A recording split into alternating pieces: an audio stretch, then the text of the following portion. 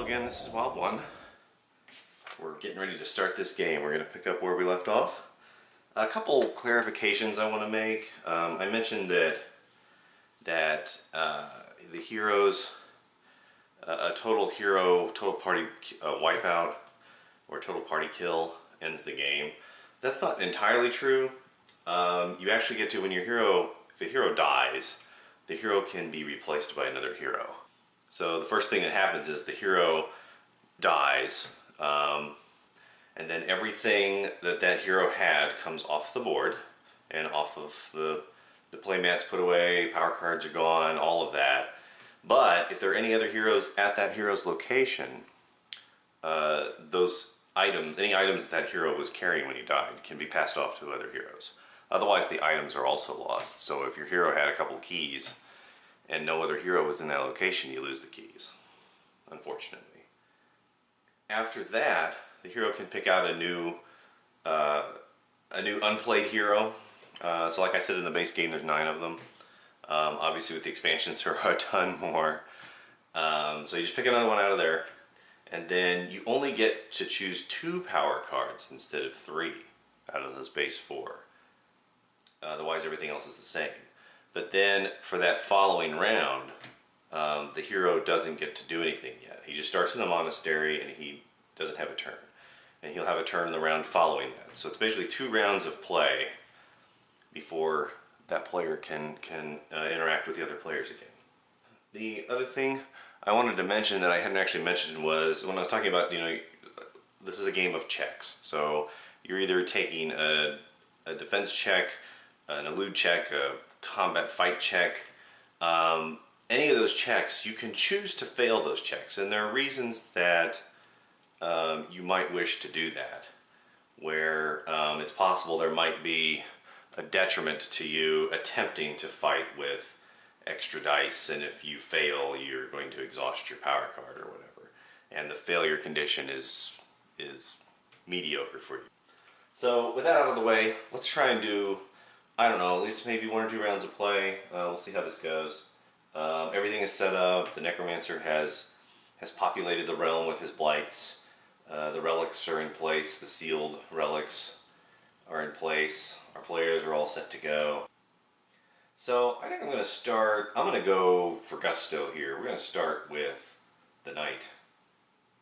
So I'm going to flip the Knight's little sun token to the moon side. And then what I'm going to do is I'm going to use one of the Knight's power cards. And you can only have 1 action for a particular turn. So I'm going to use Hard Ride. And Hard Ride is a special action, which allows you to move twice, but you don't gain any secrecy. So this is good right now because the Knight has 6 secrecy. He can't gain any additional secrecy because when you move, you can only gain secrecy up to 5, and he's already at 6. So we're going to use this Hard Ride action. It doesn't require exhausting it. And the Knight will travel 1, 2, right there with the Necromancer. Cheating, or attempting fate here against the Necromancer. And that's the end of the Knight's turn. So in the next round, I'm probably going to have the Knight try to search for a key, or actually he probably needs to kill that Dark Fog. Yeah, because the Dark Fog adds 2 to search difficulty, making it really hard to get keys there. So we're probably going to have the Knight fight that Dark Fog. So now let's move on to, how about we have the Priest take a trip out. Now he can go to possibly the village. He has a tactic. Now I didn't talk about tactics. Tactic is something that you can choose to do when usually involving eluding, defending, or fighting, or attacking. So here's one where you can elude with 4 dice and you lose a secrecy if you succeed. Normally eluding does not cause a secrecy loss. So how about I'm going to bring the Priest up to the mountains here. And he's going to need to now resolve this situation with the skeletons. So the skeletons are 4 to defend, 4 to elude. Like I said, he's got this really awesome sanctuary that lets him elude with 4 dice. The consequence is losing a grace. He's got 6 grace. I say he just take a chance and roll because he only has to roll basically. It's a coin flip. It's a 4 or higher, and he can elude them. So I'm going to have him try to elude them with 1 die roll. So as before, I have my dice tray here. I've got a bunch of double 6s. I really love these dice. They're just D12s with 1 through 6 printed on them twice. So let's grab us just 1 die. Alright, I just need a 4 or higher. And I rolled a 1. Off to a rollicking start. Alright, so the priest, instead of dying, he loses a grace. So he goes from 6 to 5. And that's the end of the priest's turn. Now I'm going to have the druid go. He's going to do the same thing again. We're in the monastery, no events, no needing to check for relics or necromancers. So he's just going to choose to move to the mountains. So again, end of turn, the druid needs to resolve basically every blight in the location. There's just the skeletons. Again, it's 4 to elude. He has camouflage, which is a tactic, which allows him to elude with 2 dice. It's a tactic. There's no exhaust penalty or anything, so he'd be a fool not to use it, so we're going to use it. Just need a 4 on one of them. And he succeeded. He got 2 5s. That's pretty good. Alright, that's the end of the druid's turn. Flip him. Now all we have left is our wizard. What is our wizard going to do? Well, I was looking at his teleport. The problem is that it's an action. It allows him to do basically kind of what the knight does with hard ride, which is he gets to move 2 spaces. He also gets to, and by 2 spaces I mean it says move directly to any location, gaining 2 secrecy. So he could choose to move 1 space and gain 2 secrecy. But he's already at 5 and it can only increase secrecy up to 5. And I have to exhaust it to use it, so this is more of like an emergency measure. Like if I want to exhaust it to flee back to the monastery, it would be a good one to use. I think what we're going to have the wizard do is the corruption doesn't provide any bonuses. He doesn't have any bonus power cards, so I think it's safe for him to just move into the village. And because the corruption doesn't have any sort of elude or defend condition, it's just no bonuses. There's nothing to do at the end of his turn. And we flip that. So now we've finished everybody's turns. We move into the night phase. So the first thing that we need to do is move the darkness, increase the darkness track by 1. So the darkness track is now at 1. We need to roll a die. I will use my red die to roll for the necromancer. He rolled just a 2, so that means basically if anybody has a secrecy lower than 2, which is 1 or 0, he can see them. Right now he can't see anybody. Therefore, he moves based on the markers, the iconography in the location where he is, which is the ruins. So with a 2, he will, I believe, move to the swamp. Yes. So he's going to relocate to the swamp, which is great for the knight, because the knight won't lose secrecy because he's in the same, or she, I should say, she, the knight, is in the same location as the necromancer. Not true anymore. So now the last thing we need to do is create a blight in the necromancer's location. And to do that, we draw a map card. So we look for the swamp. Swamp shows that we need to produce a corruption. And then this goes into this card. So we add a corruption, just like the one in the village, over here in the swamp. So now there are 2 blights in the swamp.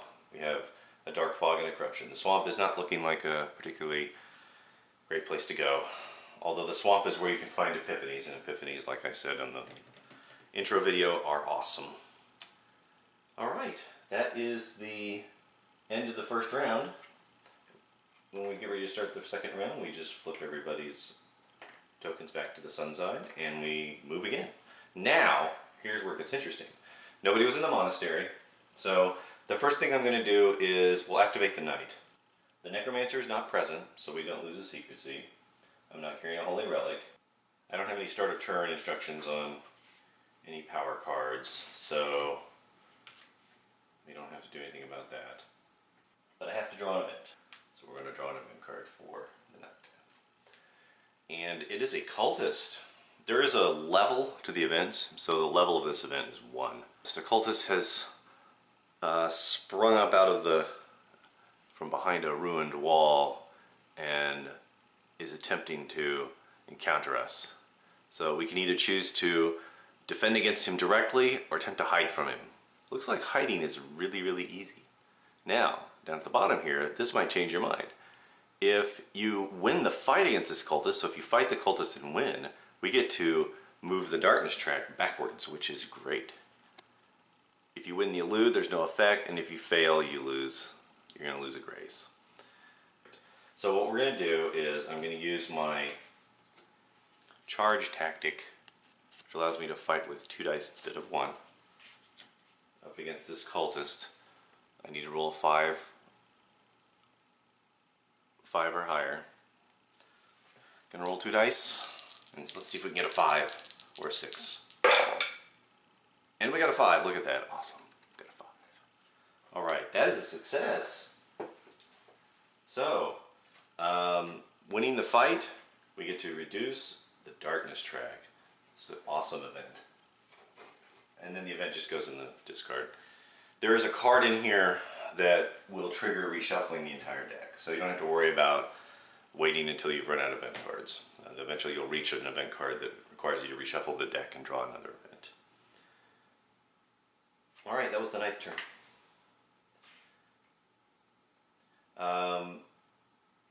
Now the knight has an action to take, and the knight wants to fight the Dark Fog. So he's really I need to forget that this knight is a male, the knight is a female. So we need to kill this Dark Fog, and it's a 5, and we're going to do the same thing. So I'm going to fight the Dark Fog with 2 dice, and we'll see if we can succeed.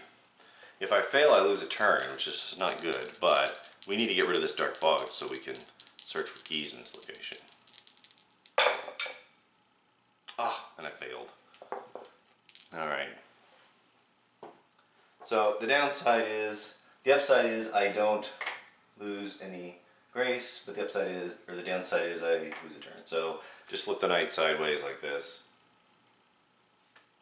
And then, or flip the knight down. And then on the next turn, we just set the knight upright when it's her turn. When a hero's turn is lost, nothing happens. So the hero isn't going to get attacked by blights, isn't going to have to draw an event card, wouldn't have to fight the necromancer or any of that stuff, lose any secrecy, whatever. You just stand the avatar back up and end the turn. So now I think we're going to go here, and I think we want to have the druid take a pot shot here. So first thing we're going to do is flip this over, so it's the druid's action.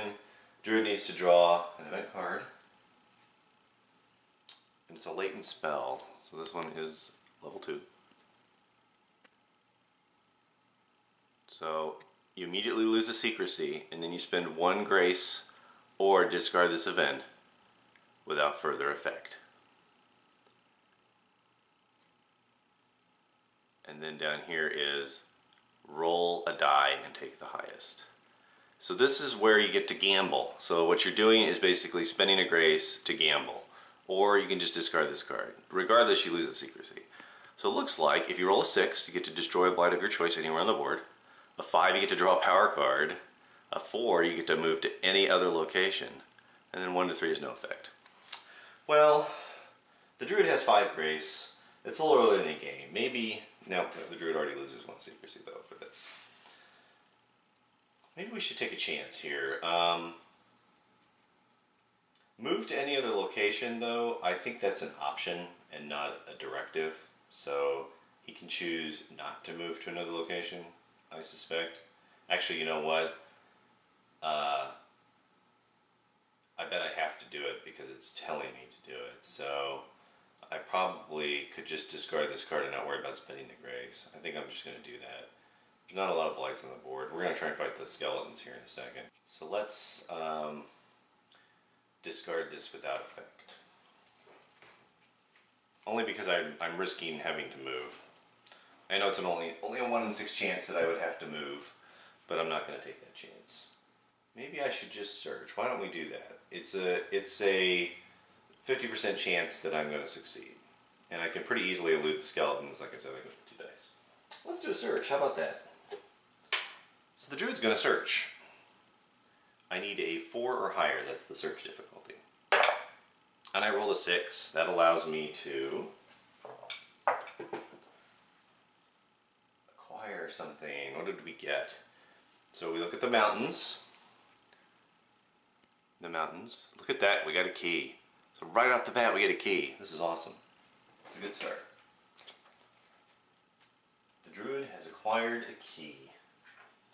I have a Plano box that I didn't show in the intro video. It's got all sorts of stuff in it, including like all of the blights from the expansions are in here, and all the other heroes, avatars and whatnot. But buried in here are a bunch of keys. So there's the key. We'll put that on the druid's player sheet. Now the druid needs to elude the skeletons, so we're going to use his camouflage ability to elude with 2 dice. Oh, that's another nice roll. I rolled double 5s. So successfully eluded the skeletons. That's the end of the druid's turn. Let's have the priest go next. So the priest is not a fighter. That's kind of the sad part. The priest can elude with 4 dice, and if I succeed, I lose a secrecy. So we might just have him, since he's got 5 grays, he's pretty solid. And like I said before, intercession and benediction work really well together. As long as there's another hero at my location, they complement each other. They work off each other. So the priest, we can have the priest lose some secrecy, and then potentially give someone else secrecy at their location with the benediction. So I think what we're going to have the priest do is draw an event first. Let's never forget that. Oh, it's a horde. And the level of this one is 3. We're slowly going up in level. So this one we need to compare to our secrecy. So our priest's secrecy right now is 6. Based on his secrecy determines how large a horde we're going to have to face. Well, since his secrecy is 4 or above, it's just a small horde we have to deal with, and we either need to defend against or elude it. So I think let's try to elude it. I'm just going to roll 1 die to try to elude the horde. And I only have to roll 3 or higher. And I did, so I've eluded the horde successfully. They did not discover me in the mountains. So now for my action, I think I'm going to, like I said, fighting is not my strong suit as a priest. So I think I'm going to search just like the druid did. Let's see what we can get. It's a 1 in 3 chance. I got a 3. Oh, I'm sorry. It was a 50-50 chance. I only had to roll a 4, 5, or 6. Couldn't do it.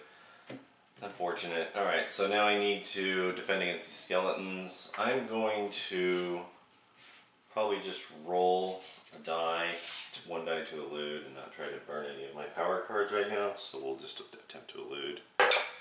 And I eluded them. Great. That's the end of the priest's turn. Now we have the wizard. The wizard is the only one left. He's out in the village, having to cope with his corruption, but he has no bonuses among his power cards. He can attempt to fight the corruption, but he would have to exhaust all his powers if he fails. Let's just search. The search difficulty in the village is only 3. The prize is a treasure chest. Oh, horrible rolls on my searches. Alright, so again, there's nothing to defend against the corruption. Oh, we didn't draw the Wizard's event. Let me take care of that. I am forgetting about the first part of the every hero's turn. Twist of Fate. Look at that. Ooh. It looks like if you've ever played Adventure of Link back on the original Nintendo, it looks like Light Link and Dark Link. Shadow Link. Roll a die and then take the highest. It's kind of weird that they word it this way because you're only rolling one die, so there's only one roll to compare. If you roll a 5 or a 6, you get a +1 on all the rolls for the rest of this turn, which I will apply to that search that I did since I did it out of turn. And if you roll a 1 to 4, then you lose a die to a minimum of 1. So let's just roll. So let's try to roll a 5 or a 6. Ah, and I rolled another 2. These dice are fixed. Okay, so nothing actually changed as a result of that event. No outcome was different. So that's the end of the Wizard's turn. We're finishing the second round now. Now we're ready for the night phase. We advance the darkness track by 1. We roll for our Necromancer. He rolled a 6. Holy jeez, that's really bad when he rolls a 6. So, who can he see? He can see the Wizard. He can't see the Priest. He can't see the Knight, and he can see the Druid. The Wizard is here, and the Druid is here. The Wizard is closer, so he's going to move to the Wizard. Then he's going to create a blight in that location. So let's find out what blight he creates. The village will generate shades, which we already have shades on the board in the swamp, so put another. Now it's getting kind of ugly here for the Wizard. The Wizard's in the village with the Necromancer and 2 blights. Not looking good for him. Let's do round 3, and then I might stop here. I hope you'll agree that the rules are actually pretty easy here, and when you get used to it, this moves really quickly. Alright, so what do we want to do first? I think we want to go ahead and do the Knight's turn. She lost her turn, so we're just going to stand her up. So that's the end of her turn. Nothing else happens. Nothing happens at all. She just lost her turn. Now, the Wizard, we need to resolve the Wizard's situation there. It's kind of not bad, not good for the Wizard over here. The Wizard only has 3 grace, and he's not in a great spot. So let's figure out what we want to do with him. Because he can attempt to defend against the Shades, and it's only 3 to defend against the Shades, 5 to elude.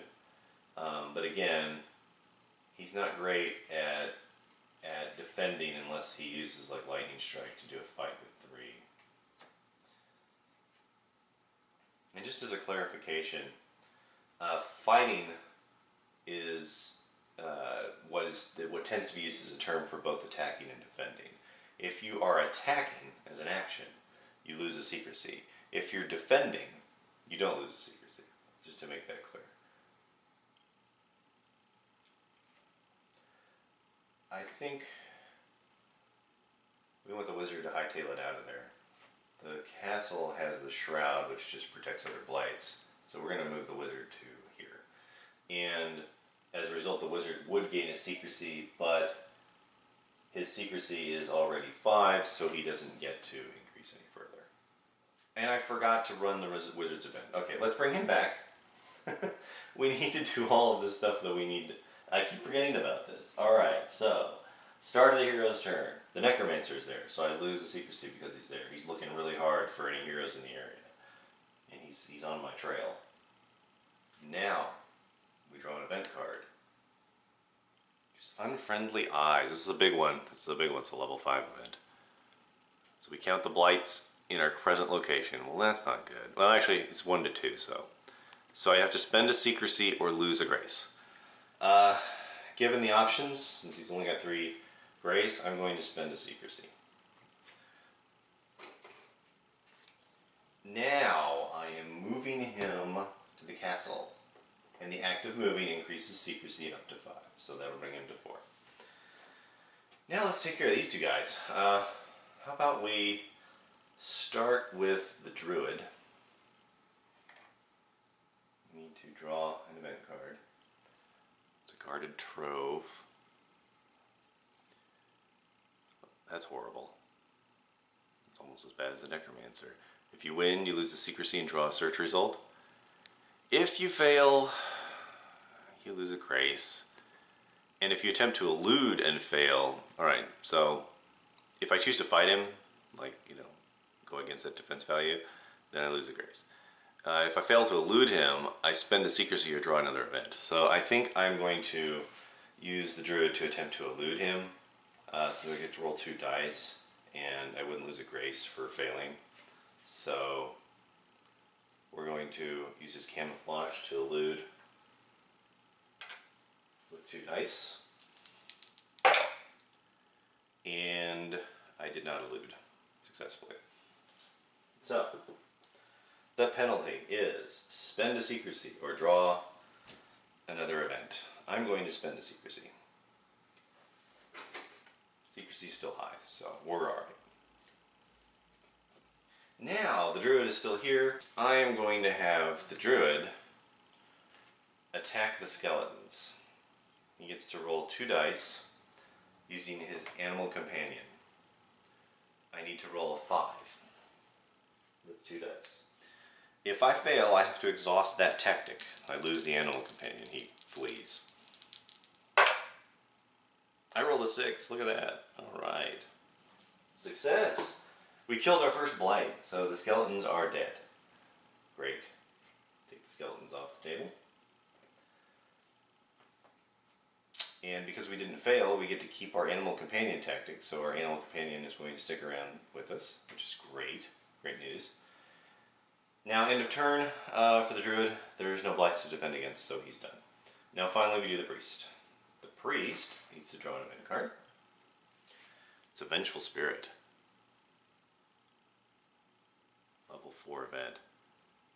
Compared to my secrecy. Well, the priest's secrecy is 6. So 5 or higher, we have to fight a shade. Or defend or elude against a shade. It looks like we're going to want to maybe defend against the shade, because it's a 2 out of 3 chance that we'll succeed. Like I said before, the priest isn't great at fighting, so we're going to take a chance. It's a pretty good chance we're going to succeed. We just have to roll a 3 or higher. And we did. We did roll a 3. There's no added benefit for succeeding, so it just goes back to the bottom of the deck. I think the priest might want to consider either going to join the wizard or doing another search in the mountains. I think let's have the priest search the mountains again. So it's just one roll. 50-50 chance, 4 or higher. And he got a 5. What do we get as a result of our search in the mountains? Look at this. This is awesome. We're off to a great start. We switched the mountains, and again, we received a key. So, our wizard gets another key. Actually, our wizard and druid both have keys. They're in the same location, so I'll have to make a decision if they decide to separate, whether to have one of them take the other one's key and move along with 2 keys. Right now we're in a location where there's a relic and there are no blights. So we're relatively safe in the mountains right now. So everybody's done. Necromancer's turn. We increased the darkness by 1, so it's up to 2. We need to roll a die for the Necromancer.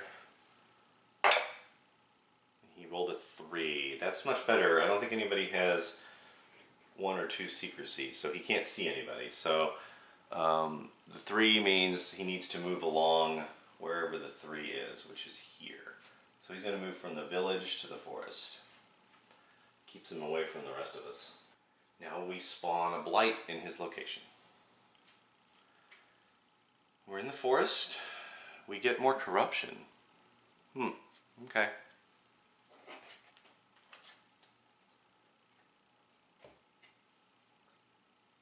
Now there are only so many of these blights, and I might want to look it up on Board Game Geek or see if there's a Darkest Night FAQ. I'm sure there's one out there. But I have a feeling that like if you run out of a particular blight, you have to draw again to see if you can find a blight that you haven't put on the board. And there are only 3 corruption blights, so all 3 corruption blights are now in play. So if I draw another corruption to spawn, then I think what I'll just do is discard the card and draw another one, see if we can get a blight that I can actually put out here. And that's it, that's the end of his turn. Let's flip everybody up. I'm going to stop the video now after the first couple rounds, and we'll pick up in the next video starting with round 3. So until next time, this is Wild One signing off.